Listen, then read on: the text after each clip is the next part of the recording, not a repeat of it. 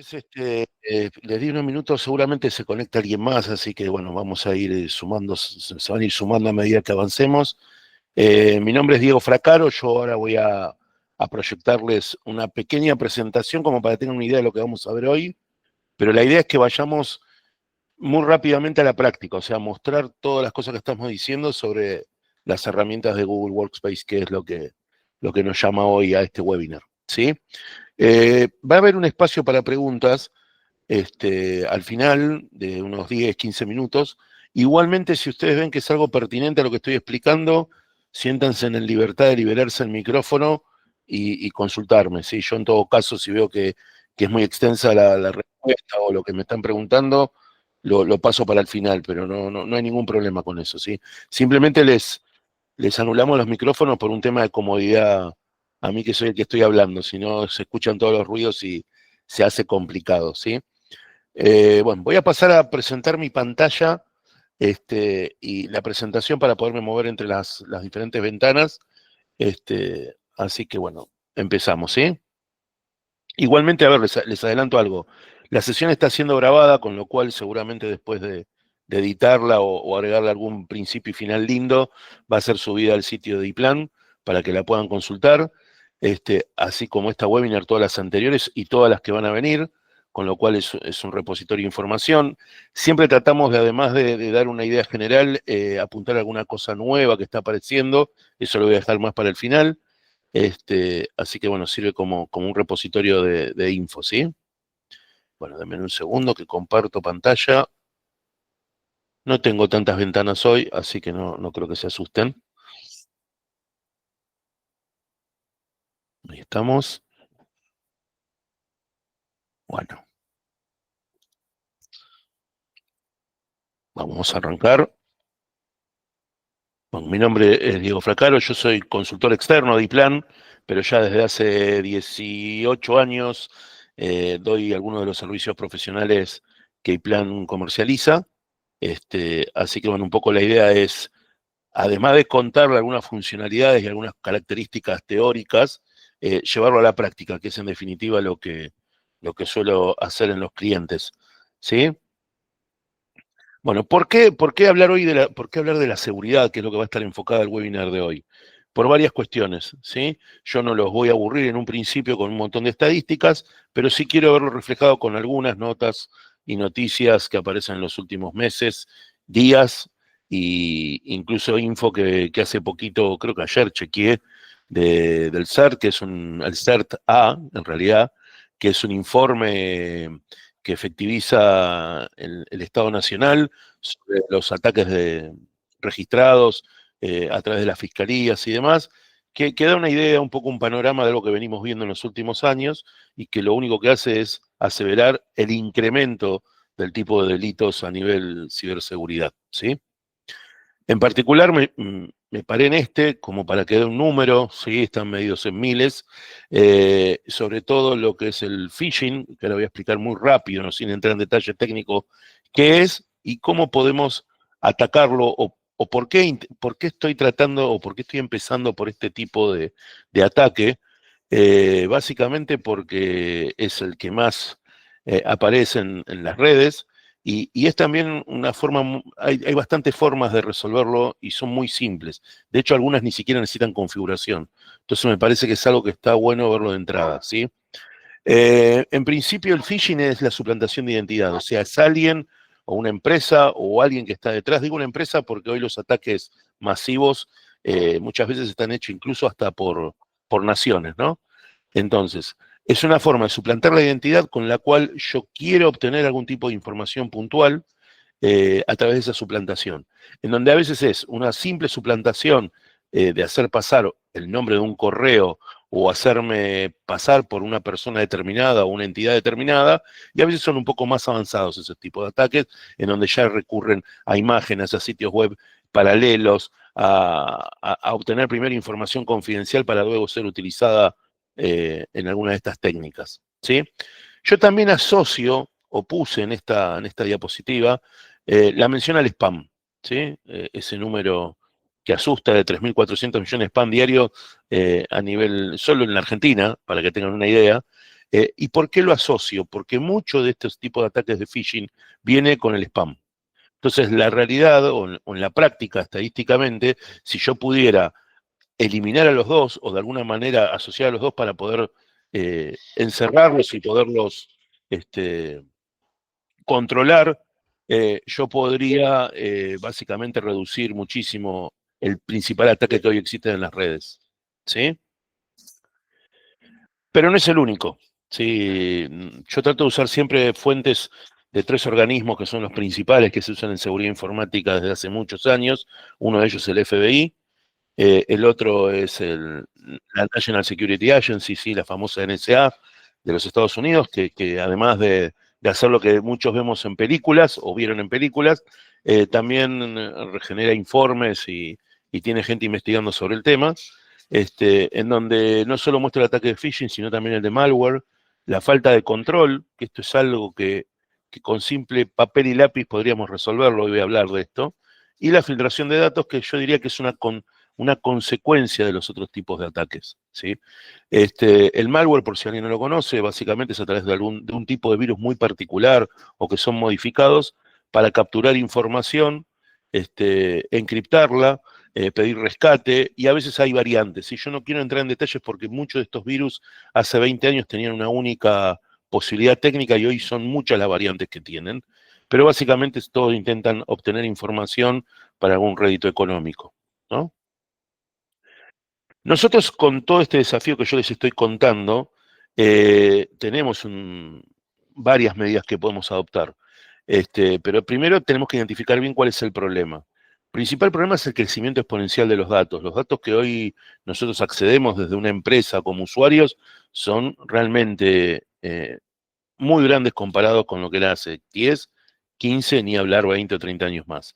Entonces, al tener mayor volumen de datos, el control se hace más difícil si queremos recurrir a herramientas o procedimientos que utilizamos hace 15 o 20 años atrás. Tenemos que recurrir a otro tipo de control y a otro tipo de herramientas.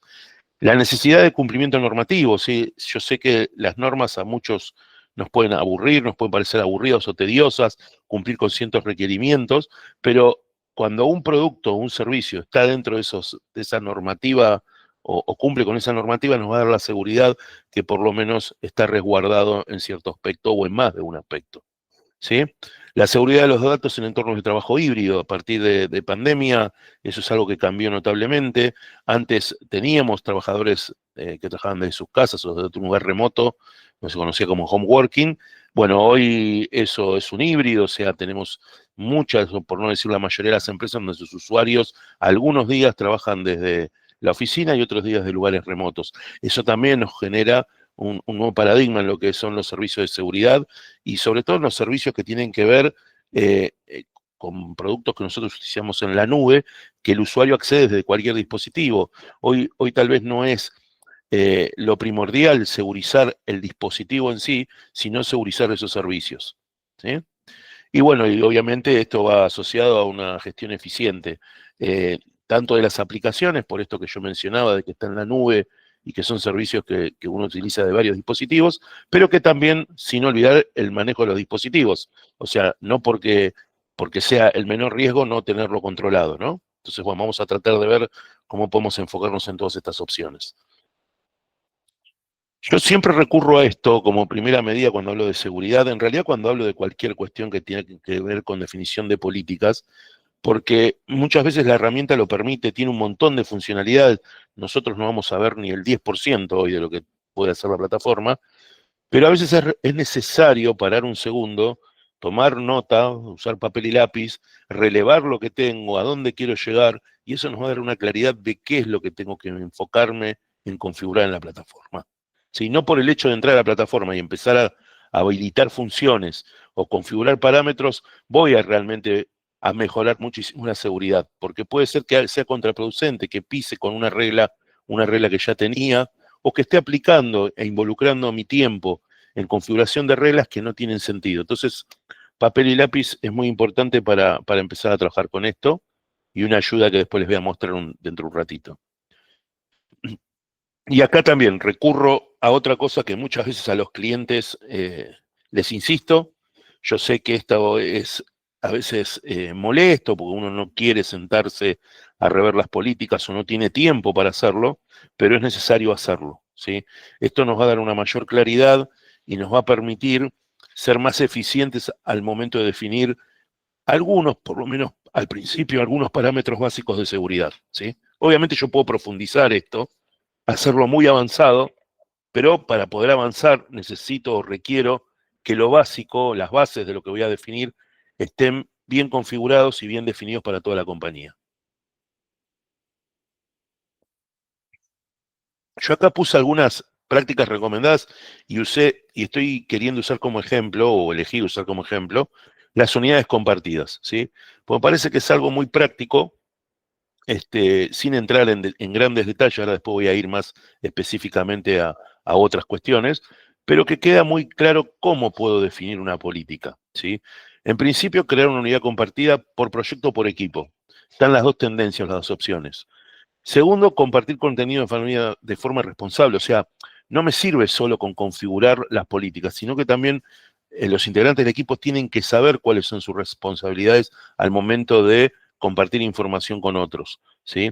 Por más que les salga un cartel que le diga el administrador no le permite hacer esto, es importante que sepan por qué esa definición de esa política. Y en todo caso, si es necesario romper con esa política, o quebrarla momentáneamente por alguna necesidad del negocio, bueno, saber por qué es lo qué consecuencias podría llegar a tener, ¿no? Yo algunas me las voy a saltear, me voy a parar en esta, utilizar estándares de nomenclatura en unidades compartidas. Me paro en esta porque es algo que también suelo ver. Uno en el afán del trabajo diario empieza a crear unidades compartidas o carpetas y empieza con nomenclaturas que a uno les resulta fáciles, pero no al resto. Entonces acá está bueno utilizar algún estándar de nomenclatura, que es algo que en definitiva está definido por algunas normativas que existen y de las cuales yo voy a mencionar, no voy a entrar en detalle, pero a veces está bueno pararse en esas normativas porque me da una formalidad y un orden que nos va a permitir administrar de mejor manera todas las herramientas, ¿sí? Lo estoy usando solo como ejemplo, el tema de las unidades compartidas. Después vamos a volver a algún ítem particular. Bueno, ¿cuál es la idea de hoy? Hoy es básicamente ver cómo organizar y asegurar estos archivos, ¿sí? Me refiero básicamente al uso del Drive y a sus opciones. Eh, Segunda cuestión, proteger los datos y prevenir esa pérdida a través de lo que se conoce como Data Loss Prevention o DLP, en donde en el apartado de la consola de administrador existe toda una funcionalidad y herramientas que nos permiten administrar esto y definir las políticas, obviamente. Seguridad en tu correo, que si bien está implícito, a mí me gusta remarcarlo.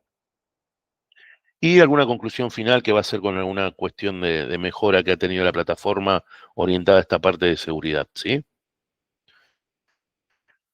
Algunas cosas que son sumamente importantes y que yo, una vez que las muestre, voy a pasar directamente a la consola para que podamos verlos. Eh, si han visto algún otro webinar mío, sobre todo de seguridad, van a ver que yo menciono estas opciones, porque me parece lo básico y lo mínimo requerido para decir que contamos con una plataforma segura. Este, y es más, algunas van a empezar a ser obligatorias. eh, de parte de Google, a partir del 25 de diciembre, si yo mal no recuerdo la fecha. Por ejemplo, la autenticación de dos factores va a ser obligatorio para todos los administradores. En algún momento fue una recomendación mandatoria, incluso para los usuarios. Yo sé que esto es molesto para los usuarios, para el que no sabe, la autenticación de dos factores es la que usamos, por ejemplo, cuando entramos a un servicio bancario, en donde además de nuestro usuario y nuestra contraseña, tenemos que utilizar algún tipo de token. Si ese token puede ser una segunda clave, puede ser a través de una aplicación instalada en el celular o en el dispositivo móvil, y a veces pueden ser otros tipos de autenticadores o de doble factor de autenticación o metodologías de doble factor de autenticación. Insisto, sé que es molesto, que a muchos de nosotros no nos gusta, pero esto realmente refuerza muchísimo la seguridad de acceso a la cuenta a la que estoy accediendo, ¿sí? Entonces yo diría que mandatorio. Bueno, obviamente el DLP como configuración de pérdida de prevención de datos. Google Vault, que es una herramienta que a mí me gusta incluirla porque a veces presta para confusión en muchos usuarios. Sí, es una herramienta de auditoría que tiene Google en algunas licencias, eh, pero que además que muchas veces se confunde con una herramienta de backup. No es un backup, ¿sí? lo remarco, sino que es una herramienta que permite retener 1, 10 o las cuentas que yo quiera de mi consola, y a partir de que hago esa retención, poder establecer luego de esa retención algún tipo de informe y monitoreo de esas cuentas, ¿sí? Cuando me refiero a las cuentas, yo tengo muy embebido Vault desde sus principios, desde sus inicios, que estaba orientado al correo, pero hoy no es así solamente, sino que además del correo ha sumado la posibilidad de monitoreo del Drive, de monitoreo de Meet y de monitoreo del chat de Google. Entonces, tengo realmente un monitoreo extenso de todo lo que es la parte de comunicación de la herramienta, ¿sí? Después, si bien el foco de la seguridad a nivel hardware hoy no está tal vez tan colocado en eso, sino más bien en las aplicaciones, no por eso vamos a dejar de tener control sobre los dispositivos. En eso Google incluso lo sigue reforzando año tras año, y bueno, tenemos la posibilidad de gestionar los dispositivos móviles, en donde no solo se incluyen los celulares, sino también tablets e incluso algunos otros dispositivos, y sigue incrementándose con, por ejemplo, hoy la posibilidad de monitorear o administrar eh, navegadores de computadoras, otros sistemas operativos, ¿sí? Otros dispositivos externos, como el famoso IoT, ¿sí? Internet de las Cosas, como pueden ser dispositivos de alarmas y algunos otros dispositivos que se usan, por ejemplo, para videoconferencias, en donde yo los puedo gestionar y administrar desde la propia consola de Google Workspace, ¿sí? Después, bueno, obviamente están las mejores prácticas para mantener la información confidencial, que es lo que nos interesa al negocio. Cada negocio tiene su propia información confidencial, que obviamente va a estar dada por una serie de políticas de seguridad que yo voy a definir, pero después está la configuración de esas políticas, ¿sí? Y acá nos basamos en un principio que se denominaba de mínimo privilegio, y que yo lo voy a simplificar con una palabra que es granularidad. ¿Qué significa esto? Que la herramienta, ¿sí?, todo lo que tiene lo puede configurar a nivel general en todas las cuentas o en el dominio, pero también puedo ir puntualmente en un usuario a configurar una particularidad en ese usuario, ¿sí? Esa es la granularidad, perdón, que nos da la plataforma, ¿sí? Y eso requiere que sí o sí tengamos que definir políticas de seguridad. Es muy difícil administrar esa granularidad si yo no tengo en cuenta previamente políticas. ¿Por qué? Les voy a dar un caso muy concreto. Yo tengo 50 cuentas o 100 cuentas administrando, en donde defino las políticas, empezamos todos a trabajar, y dentro de 2 semanas viene algún gerente de la empresa y me pide exceptuar una regla, porque necesita compartir una documentación con alguien externo para cerrar un negocio. Obviamente, primero está el negocio. ¿Qué voy a hacer yo? Voy a liberar ese permiso y le voy a dejar que comparta esa información. Hice una excepción, ¿sí? Si yo no lo tengo documentado, volver hacia atrás incluso es un problema, porque no voy a recordar, voy a perder mucho tiempo en relevar toda la información de políticas, y eso lleva tiempo, que en definitiva es dinero. Entonces, por eso es tan importante las políticas de seguridad.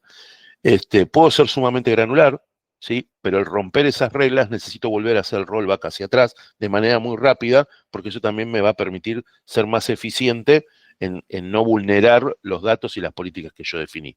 Entonces, yo perdón que insisto y voy a insistir mucho hoy con esto, que es la documentación, ¿sí? El definir las políticas de seguridad. Bueno, vamos a empezar con la práctica. Nosotros tenemos el doble factor de autenticación, diferentes métodos. La plataforma de Google Workspace soporta las llaves de seguridad, que son estas especies de tokens, ¿sí?, de pendrive, les digo yo, de diferentes fabricantes. Lo que hay que respetar es un estándar de ese fabricante que Google soporta, FIDO, hay otro estándar más que no recuerdo. Estas Titan son, por ejemplo, los que se venden a través del sitio de Google, pero acá en el mercado argentino los pueden conseguir de diferente costo. La ventaja de esto es que no depende de una clave que yo tengo que recordar, ni de una aplicación que tengo que tener instalada en el celular, sino que simplemente a nivel hardware, al conectar ese token dentro de mi computadora o el dispositivo que yo utilice, me va a verificar esa autenticación de 2 pasos. La contra de esto, obviamente, es si pierdo o me olvido de ese token, ¿sí? Pero bueno, existen los otros métodos, como la notificación de SMS o llamada telefónica, o simplemente la aplicación de Google Authenticator, en mi caso es la que yo utilizo, a través del dispositivo móvil, en donde cuando cierro la sesión y vuelvo a querer conectarme, además de poner mi usuario y mi contraseña, me va a pedir que lo verifique con el dispositivo móvil, ¿sí? Hay una cuarta opción, que no es recomendable, pero puede ser aplicable, que son los códigos de seguridad. Esto únicamente puede acceder el administrador. Yo como administrador puedo bajarme 10 códigos de seguridad en donde, si por algún motivo alguno de los otros métodos falla o no funciona, yo le puedo pedir a la plataforma utilizar uno de esos códigos, el primero en realidad de la lista, y me va a permitir utilizarlo una única vez. O sea que paso de esos 10 códigos a tener 9, porque utilicé ese primero. Y así puedo seguir hasta agotar esos 10 códigos, que el único que, insisto, puede tramitarlo es el administrador, ¿sí? Es como una seguridad extra por si llegara a fallar alguno de los otros métodos que no refieren a la plataforma, sino que refieren o a una aplicación que está instalada en un dispositivo, o a una notificación propia de Google, o a un factor externo como es una llave de autenticación. Después tenemos la prevención de pérdida de datos. ¿Sí? Me parece que es una buena manera esto de simplificarlo con estas 4 acciones que puedo tomar sobre el control del contenido, ¿sí? Básicamente esto se hace para evitar que información confidencial circule por fuera de la compañía, aunque también se puede usar internamente, ¿sí? Para que un departamento o un área de la compañía no vea información de otra. Lo primero que yo voy a tener que administrar o definir es la regla, ¿sí? Esto lo define el administrador. Una vez que está definida la regla, a esa regla eh, va a pasar por un análisis de LP, en donde se analiza el drive o lo que yo haya definido, y va a activarse ante un incidente. Ese incidente va a ser cuando quiero romper la regla, cuando algo pisa esa regla, me va a disparar algún tipo de alarma, ¿sí? Por lo general esa alarma puede ser un correo que va al administrador o al jefe del área, y además va a generar un reporting que yo voy a poder acceder y ver todas las opciones que hayan macheado con esa regla. Después, como tercera instancia, tengo la acción, ¿sí? Yo puedo realizar una acción indicada. Esa acción indicada está ligada con el análisis, porque si en el análisis yo defino que se envía un correo, la acción que estoy haciendo es enviar el correo. Pero también puedo hacer que se bloquee, por ejemplo, el envío de esa información por fuera del dominio. Entonces, no solo estoy avisando al administrador que alguien esté intentando enviar cierto tipo de información, sino que además me llega un aviso, ¿sí? Bueno, alertas e informes está embebido en esto que estoy diciendo. Se notifican las infracciones al administrador, aunque también puedo hacer que esas infracciones o esos avisos le lleguen a personas que el administrador defina, ¿sí? Se pone el administrador porque muchas veces ese macheo no necesariamente quiere decir que la persona intentó infringirla, la regla. Es más, puede pasar que la persona no conozca la regla y que por omisión, por desconocimiento, lo intente hacer, no lo va a poder hacer. Bueno, está bueno que el administrador en ese momento se entere y le dé a conocer al usuario que no puede hacer esa acción, o por lo menos ponerlo en aviso de que hay un usuario determinado que está queriendo hacer una acción que no está permitida, ¿sí? Otra cosa interesante, yo muestro esto a nivel general, pero ahora vamos a ir a la aplicación, ¿sí? Eh, Tenemos todo lo que es la seguridad y control de los dispositivos. Cuando me refiero a los dispositivos, no me refiero solo a dispositivos móviles, ¿sí? Ahora, esto prefiero dejarlo para un ratito y lo voy a mostrar online sobre la plataforma, y que creo que va a quedar mucho más claro, ¿sí? Aparte lo vamos a ver en una consola de verdad. Y después tenemos la herramienta de Google Vault, ¿sí? Que es la última que yo quería mencionarles, ¿sí? Control total sobre los datos, le defino yo. Insisto con esto es una licencia, un add-on que se agrega a las licencias que ustedes tienen, dependiendo del tipo de licencia que tienen, y lo que les permite básicamente es cumplir con ciertas normativas internacionales y algunas que se aplican a nivel nacional, en donde ante una auditoría de información, yo tengo una herramienta que permite hacerlo, ¿sí? ¿Cómo lo hace? Primero definiendo la conservación, lo que llamamos retención. Retengo las cuentas en un periodo de tiempo determinado y qué cantidad de cuentas. Una vez que esas cuentas están retenidas o conservadas, puedo hacer ya la segunda acción, que sería generar un informe, sí, una búsqueda avanzada dentro de esa conservación, buscando o palabras claves o un correo clave o una fecha determinada o un adjunto determinado, y lo que me va a permitir a mí la herramienta de auditoría es monitorear sobre la información conservada eso que estoy buscando, ¿sí? Para que ustedes tengan una idea, o sea, por más que el usuario, una vez que fue conservada las cuentas, por más que el usuario elimine información, la información está guardada. ¿Qué quiere decir esto? Cuando yo defino la conservación, automáticamente toda esa información es encriptada y guardada en otro lugar de la nube. ¿Sí? No está accesible por ninguna otra plataforma, salvo por Vault, y si el usuario, después que yo retuve, empieza a eliminar correos, sí, los correos los va a eliminar de su cuenta, de la cuenta de Workspace, pero en la consola de Vault van a estar guardados. Entonces me permite a mí monitorear si es que eliminó por error o no información confidencial de la compañía, por ejemplo. ¿Sí? Yo quiero desmistificar algo con Vault. Uno, como administrador de Vault, no es que está todo el tiempo mirando lo que hacen los usuarios o viendo un correo en particular, sino que es una herramienta de auditoría que se utiliza en algunos casos o ante alguna sospecha o por pedido de algún informe, en donde en ese momento se genera el informe y se genera la investigación o se inicia la investigación de qué es lo que está pasando con esa información determinada, con ese usuario determinado o buscando alguna palabra clave. ¿Sí? Una vez que ustedes hacen ese informe, el informe puede ser impreso o exportado, y dependiendo del tipo de información que fueron la que requirieron, la exportación puede ser en formato, por ejemplo, PCT.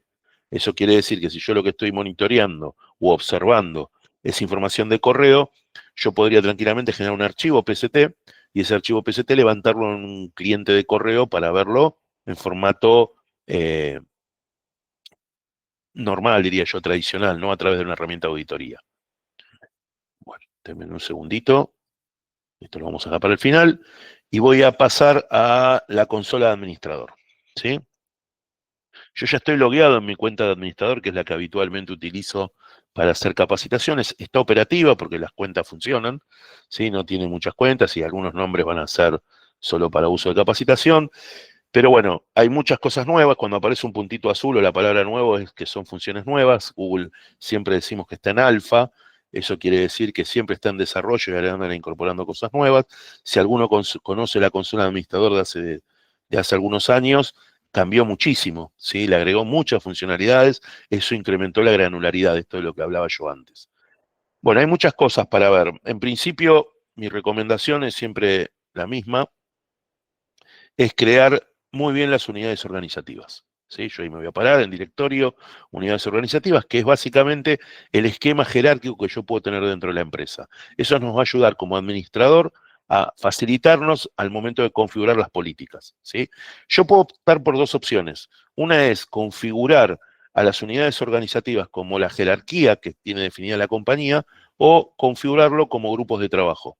¿Sí? No es habitual, les soy sincero, por lo general las empresas prefieren y deciden hacerlo a nivel jerárquico, pero también podría definirlo por niveles. Yo podría tener un nivel que sean los C-level, los CEOs de la compañía, otro nivel los gerentes, otro nivel un rango intermedio y por último un nivel de usuario básico. Entonces defino las políticas en función del rol que tienen esas personas dentro de la compañía. Es otra posibilidad de hacerlo. No deja de ser un lineamiento jerárquico, pero no mantiene la estructura de la compañía. La realidad es que es algo que al único que le interesa es al administrador. El usuario común esto no le importa, porque al que le facilita la vida es el administrador. ¿Sí? Bueno, después tienen todos los parámetros de configuración, obviamente. Vamos a ir un segundito a dispositivos, que fue lo que les dije que prefería mostrárselos directamente de la consola. Bueno, como les decía, acá está actualizado. Ustedes en la captura que vieron hace un ratito aparecen dos funciones que ya no existen más. Pero bueno, básicamente yo puedo administrar dispositivos móviles que tengan tanto Android como el mundo iOS, ¿sí? El mundo Apple. Puedo también administrar dispositivos extremos, como pueden ser computadoras o una serie de productos que se utilizan como alarmas, que es una línea de productos de Google.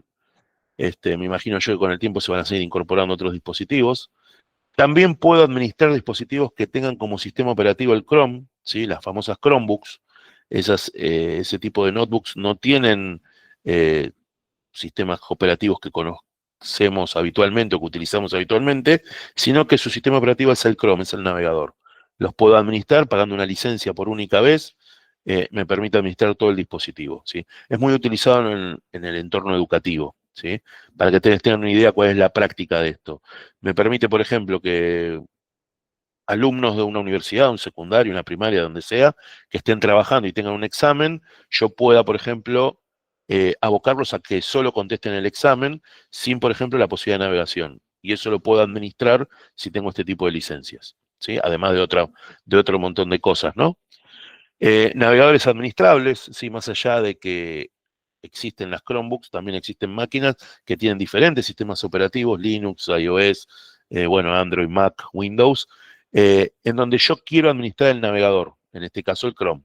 Entonces me permite también administrar el navegador. Hardware de Google Meet para videoconferencias, si yo puedo administrar dispositivos que están pensados pura y exclusivamente para lo que son salas de reuniones, ¿sí? Y bueno, y le agregaron hace poquito la guía de configuración. Ustedes siempre van a encontrar estos links azules que los manda directamente al sitio de Google de soporte, en donde tienen instructivos de paso a paso de cómo configurar o preguntas frecuentes. Después tienen, ¿no? Cada uno de estos sitios en que yo mencioné la posibilidad de acceder, esto que hablaba yo, la granularidad, ¿no? De poder acceder y configurar ese dispositivo y los parámetros de ese dispositivo. Esto, para que ustedes tengan una idea, lo vemos en la capacitación de administrador. Le digo porque es mucha información para que podamos verla o mostrarla acá, pero tengan presente que pueden tener un control total del dispositivo, ¿sí? Ese control total va a depender si el dispositivo es de uso propio o de la empresa. Si es de uso propio, el control va a ser sobre la cuenta corporativa. Si es de uso corporativo, si el dispositivo es de la empresa, ahí el control va a ser total y voy a tener tanto la posibilidad de habilitar la cámara o bloquear el GPS del celular, hasta obviamente las aplicaciones que se instalan en el dispositivo móvil. Bueno, vamos a ir a seguridad. Seguridad se expandió muchísimo, ¿sí? Tengo diferentes herramientas de autenticación. Fíjense que la primera que aparece es la verificación de 2 pasos, ¿sí? Estoy haciendo clic y ahí, bueno, tengo la posibilidad de aplicarlo de forma forzosa o a partir de una determinada fecha, con qué frecuencia quiero que el dispositivo pida rehusar el doble factor de autenticación, los métodos, ¿sí? Y bueno, todo lo relacionado con la configuración. Fíjense que la configuración, si ustedes miran el costado izquierdo de la pantalla, aplica o a una unidad organizativa, o sea, todo el dominio, o puedo aplicarlo específicamente a una unidad organizativa específica. Esto es lo que me da granularidad al momento de configurarlo, ¿sí? Política de recuperación de contraseñas, programa de protección avanzada, ¿sí? Cada uno de estos ítems a donde yo ingreso tengo varios parámetros de configuración, ¿sí? En donde tengo que, insisto, con esto definir la política previamente, ¿sí? En muchos tengo ayuda, por si no recuerdo qué es lo que hace o cómo funciona, hago clic y me va a mandar a la página de soporte de Google, en donde explica el paso a paso de cómo utilizarlo, ¿sí? Voy a saltearme un poquito, no me quiero extender mucho y que podamos ver todo. Quería ir a este. Asesor de seguridad, una funcionalidad que es nueva. Vamos a entrar. Y mientras les voy contando, ¿no? En el costado derecho, que es donde está, perdón, izquierdo, donde está el panel de administrador, entre todas las opciones, yo tengo una opción en particular que son los informes, ¿sí? Esto después, si se quieren sentar un rato, tienen acceso a una consola de administrador, van a encontrar informes de todo tipo, desde de uso de una herramienta, alarmas de una herramienta, disponibilidad de salas de reunión, de Meets, quién es el que más usa el Drive, de todo. Y pueden generar tus propios informes. Entonces, a partir de esto, en la parte de seguridad, lo que se implementó es una ayuda utilizando inteligencia artificial, en donde nos da una idea de cómo nos encontramos en los últimos 30 días, según parámetros o definiciones de buenas prácticas de seguridad. Entonces me permite utilizar esta guía o esta ayuda que me da Google como para saber en qué estado me encuentro con respecto a los ataques más comunes, como el phishing, bueno, protección de datos activadas, en este caso podría desactivarlo si quisiera desde acá, a nivel general, sin entrar en políticas o en granularidad o en lo que sería un ajuste fino, ¿no? Pero bueno, me da una ayuda para poder configurar y ver en qué estado me encuentro con respecto a la seguridad, ¿sí?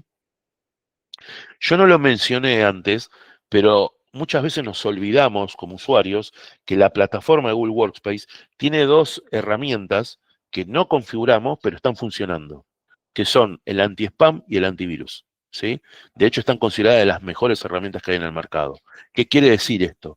Que mucho del spam que nos llega, además de yo poder seleccionarlo y marcarlo como spam, que eso ayuda a que la herramienta aprenda y a partir de ahí me llegue menos spam, sin que yo marque nada, ya Google clasifica mucho mail circulante como spam. ¿Por qué? Porque tiene miles de millones de usuarios. Entonces le permite sacar estadísticas y en función de esas estadísticas ya marcar de antemano aquello que es spam. Si encima yo como usuario lo ayudo, obviamente reduzco todavía más el spam. Y si dentro de un dominio somos varios los usuarios que marcamos determinado tipo de tráfico como spam, todavía ayuda mucho más, ¿sí? Los niveles de cómo se reduce el spam utilizando cuentas de Google Workspace es realmente exponencial comparado con cualquier otro tipo de servicio. Entonces es algo que ayuda mucho. ¿Y por qué ayuda mucho? Porque si ustedes recuerdan en las primeras diapositivas que yo mostré, el phishing o el tipo de ataque de phishing, una de las técnicas que hoy los ataques usan varias técnicas, pero básicamente lo que hacen es spam. ¿Sí? Me llega un montón de correos y en algunos de esos correos me engañan diciéndome que es alguien que conozco, que yo poniendo algún tipo de información accedo a mi cuenta del banco o accedo a una cuenta de correo que no uso hace mucho tiempo. Bueno, para todo eso se usa spam. Entonces, si yo evito el spam, en alguna forma estoy limitando la posibilidad de ataque de phishing. ¿Sí? Insisto con esto, ¿no? Yo no lo configuro, Google ya lo tiene configurado por defecto. Lo mismo que el antivirus. Si a mí me llega un correo con un posible virus, con un ejecutable o con algo que Google sospecha que es un virus, me va a saltar una alarma, se va a poner en cuarentena y me va a decir cuál es el procedimiento para continuar con ese correo. Si estoy en una consola de cuentas corporativas, el administrador va a recibir esa alarma y va a decidir qué hace también con ese correo. Este, nos queda un ratito, quería mostrarles algo más. Bueno, como ven, la consola es mucho lo que agrega. Sí, por cada ítem que yo accedo a un mundo de configuración y de parámetros. Pero bueno, lo importante es que siga actualizándose y que van incorporando cosas nuevas.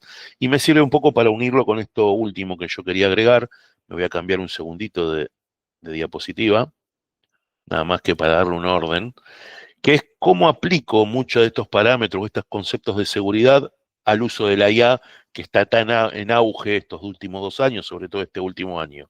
Y bueno, esta pregunta, ¿cómo la podría? No es fácil de responder, pero sí hay cosas que ya tenemos que saber que tenemos dentro del entorno de Google Workspace resueltas. Entonces, ya que las tenemos resueltas, bueno, aprovechémoslas, ¿no?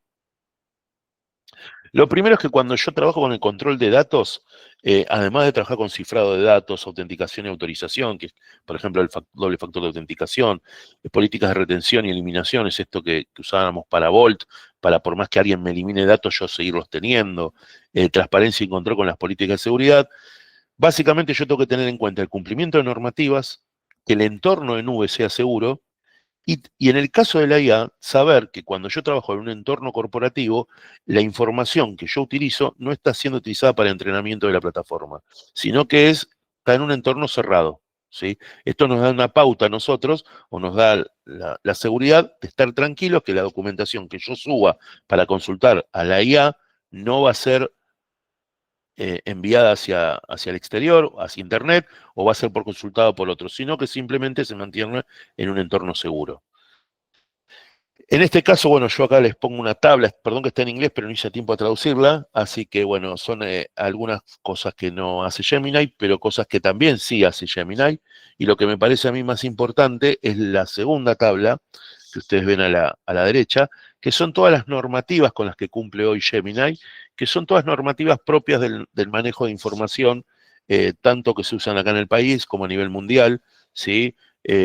Como la SOC 1, 2 y 3, la ISO 27001 y algunas otras más, pero la más importante de manejo de información es la 27001 y la 27018, y después otro tipo de normativas que se utilizan para algún campo específico, como por ejemplo el IPA, que se utiliza para información confidencial de salud, el GDRP, PR, ¿sí?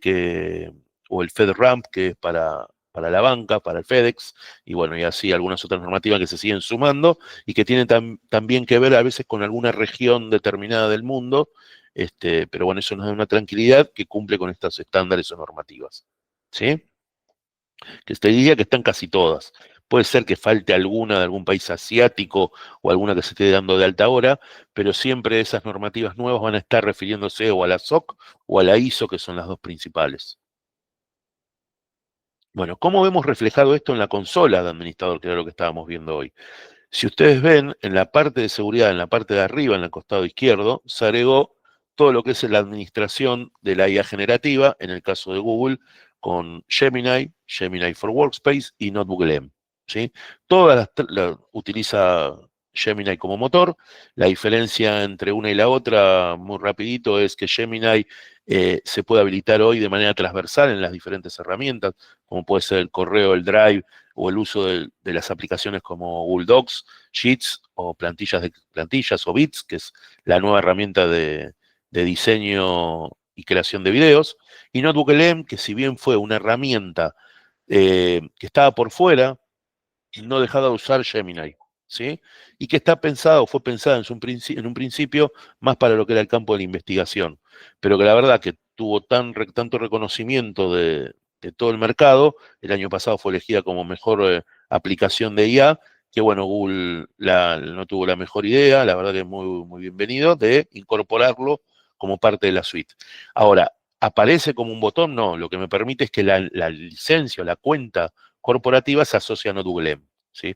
NotebookLM, si alguien no lo usa o no la conoce, se los recomiendo que la prueben.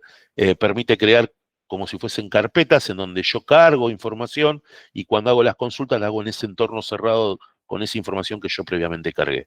Y después tiene los chiches por la cual fue conocida y premiada y elegida por muchos usuarios, que tiene la opción de una vez que hago mis preguntas y mis consultas, o simplemente me hace un resumen de la información que subí, puedo generar con un simple clic un podcast de manera automática en donde dos personas dialogan contándome el informe que hicieron, ¿sí? Ahora también incorporaron la posibilidad de generar un video, como si fuese una presentación, y me imagino yo que van a seguir incorporando algunas novedades más.